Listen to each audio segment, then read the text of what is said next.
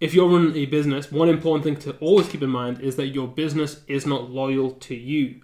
This is IWIN series episode 17, and today I'm going to be talking about something that's been playing on my mind for a little while.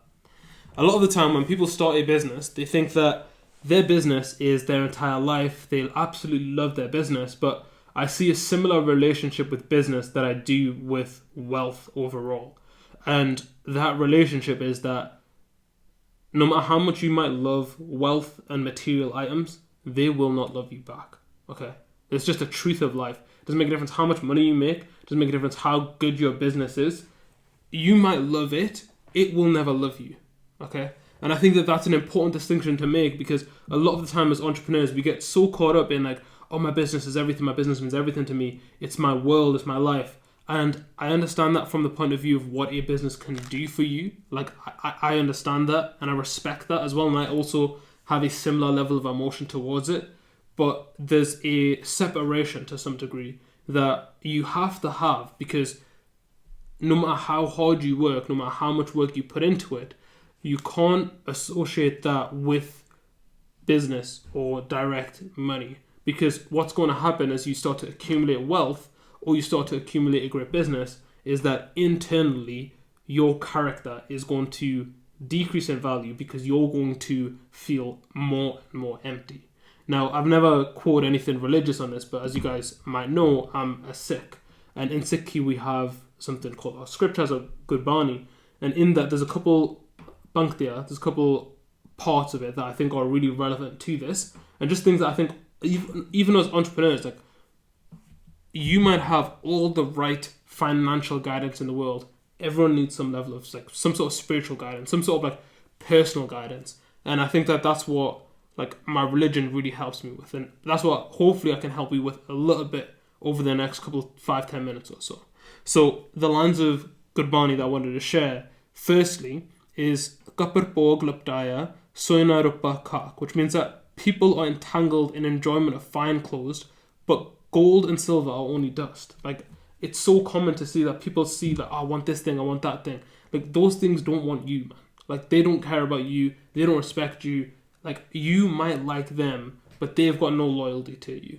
Okay? And I think that as you start to grow your business, there's a level of isolation that you start to feel. You start to feel like, I'm the only one on this journey. I'm the only one who's trying to make money. I'm the only one that's getting all these things. And you start to think, okay, no one else is with me on this journey. A lot of people have maybe turned their backs on you. A lot of people aren't on this journey with you anymore. And you think, okay, I'm not going to put my trust and faith and care into another human. Instead, I'm going to put it into material objects. And I want to guide you in the direction that that is a poor path, a poor mentality, and it's not something that's actually going to serve you long term. I want you to know that just investing money into material items is not going to fulfill you in life.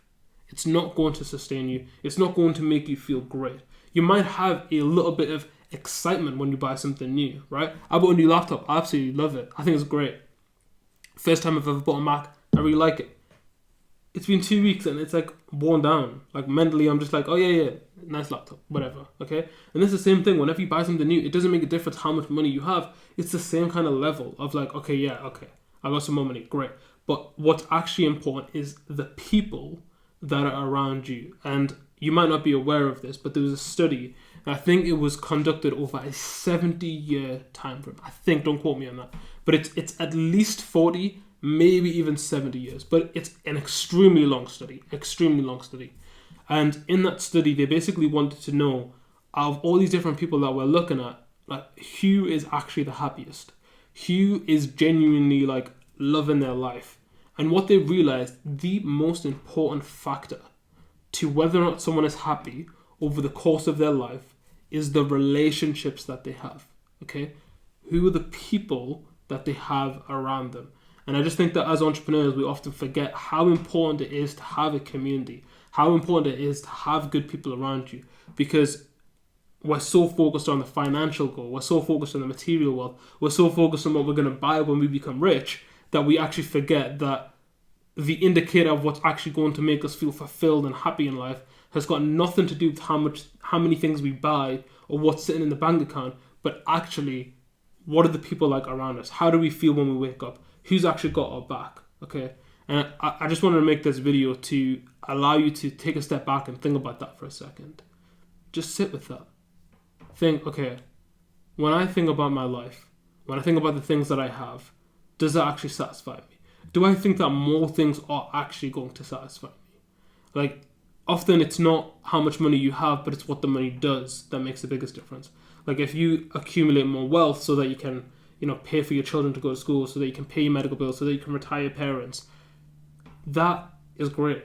But at the same time, like I said, it's so important to keep in mind that money and wealth, although they're so strongly integrated into the way that we live our lives, they're not the biggest predictor in terms of happiness.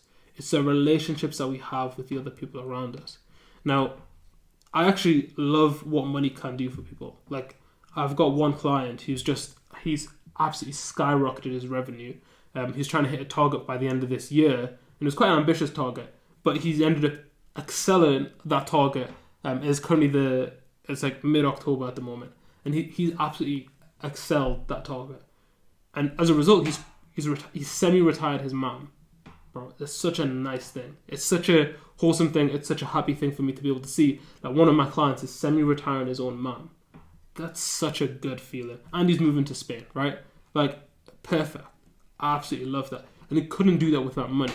However, he could also have just took that money and went and bought something, okay? He could have took that money and just reinvested in his business and grown it and grown it and grown it. But ultimately, it doesn't make a difference how big your business is. It doesn't make a difference how much money you have.